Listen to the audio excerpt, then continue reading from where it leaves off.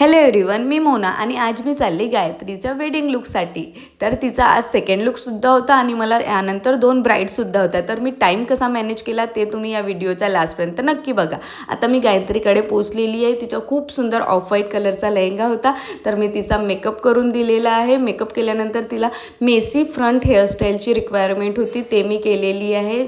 Makeup आणि hair झाल्यानंतर photoshoot झाला. फोटोग्राफर आले, त्यांनी खूप सुंदर फोटोज केले. आउटफिट खूप छान आलेला आहे.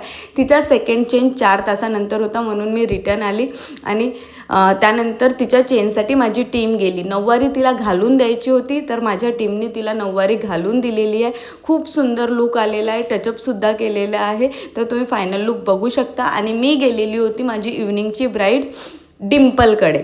तर हा आहे डिम्पलचा लुक.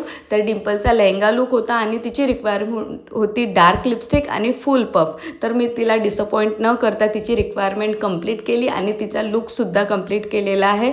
तिचा फायनल लुक पण खूप सुंदर आलेला आहे, तिला पण आवडलेला. आणि त्यानंतर ती पण फोटोशूटला गेली. तर माझा हा काम तर खूप स्मूथली झालेला. बट त्यानंतर माझी ब्राईड होती सुहानी.